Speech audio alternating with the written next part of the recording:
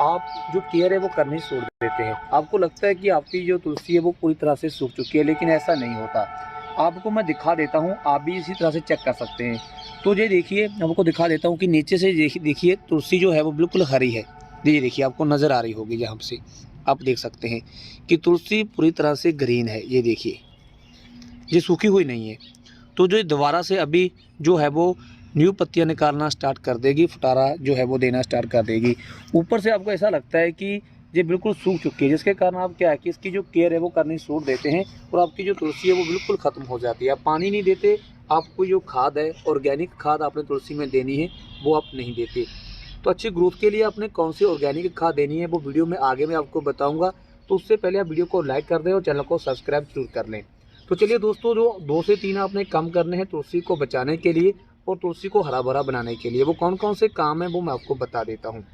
तो दोस्तों, एक तो हम करेंगे इसमें, जो मेरे पास आप देख रहे हैं कि मैं आपको दिखा देता हूँ, जो मेरे पास हल्दी पाउडर है, तो इस हल्दी पाउडर का भी हम इस्तेमाल करेंगे तुलसी में।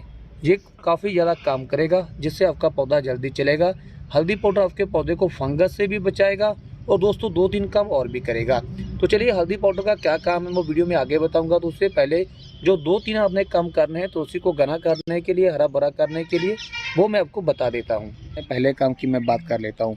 तो सबसे पहले आपने क्या करना है कि आपने देखना है कि जो आपका तुलसी का पौधा है, जो उसकी ब्रांचेस हैं वो अभी तक हरी हैं या नहीं है। जैसे मैंने आपको जो स्टार्टिंग में दिखाया था कि तुलसी अभी हरी है, तो ऊपर से आपने क्या करना है कि ऊपर से मैं आपको दिखा देता हूँ। जैसे जो ऊपर वाली ब्रांच है, आपने इन्हें देखना है। ये देखिए, जिस तरह का इस तरह से अगर टूट रही है तो वो आपकी जो तुलसी है, जो ब्रांच है वो सूख चुकी है। तो ऐसी ब्रांच की आपने क्या करना है कि आपने करनी है इस तरीके से कटिंग, और जहाँ तक ये सूख चुकी है वहाँ तक आपने कटिंग कर देनी है। ये देखिए, जहाँ तक सूख चुकी थी, जहाँ से हल्की हल्की हरी है, तो आप क्या करें कि जहाँ से मैंने इसकी कटिंग कर दी, तो इसी तरह से ये जो दूसरी ब्रांचेस हैं इनकी भी मैं कटिंग कर दूँगा। और मैं देखूंगा कि कहाँ तक ये हरी है, जहाँ तक हरी होगी वहाँ तक आपने रखनी है। इसी तरीके से आपने जो ये ब्रांचेस हैं वो सब कट कर देनी है। तो आपकी जो तुलसी है वो जल्दी जो है वो घनी और हरी भरी हो जाएगी। ये देखिए, अब मैं आपको दिखा देता हूँ पास में जो कैमरा लगाकर। ये देखिए, जहाँ से ये हरी है और जहाँ से न्यू ब्रांचेस निकलना स्टार्ट हो जाएंगी, जल्दी ही जो तुलसी है मेरी वो हरी भरी हो जाएगी। तो इस समय आप जितने भी आपके पास तुलसी के पौधे हैं उनकी आप हल्की हल्की जो प्रूनिंग है वो कर दें, ताकि जो आप तुलसी जल्दी घनी और हरी भरी कर सकें।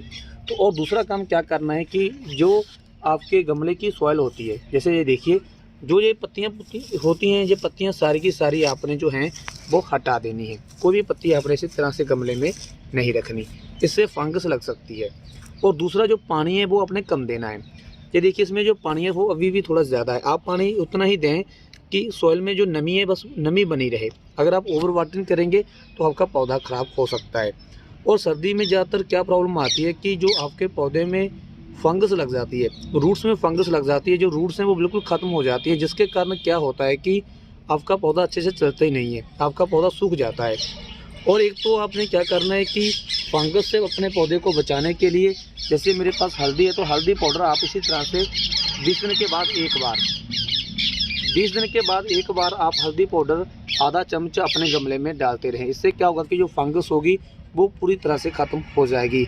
और दूसरा क्या करें कि जो ये हल्दी होती है इसे आप ब्रांचेस के ऊपर लगा दें जहाँ से आपने कट किया है, ताकि जो दोस्तों जो फंगस है वो ना लग सके। ये दोनों काम आपने अच्छे से करने हैं, तुलसी को घना करने के लिए, तुलसी को हेल्दी रखने के लिए और तुलसी को मरने से बचाने के लिए। तो बात आती है पानी की, तो पानी आप 2 दिन छोड़ कर दे सकते हैं। आप जो गमले की मिट्टी है वो चेक करें, अगर मिट्टी में नमी ज़्यादा है तो पानी आप ना दें। 2 दिन की जगह आप 3 से 4 दिन भी पानी जो है वो ना दें तो चलेगा, आपका पौधा नहीं मरेगा।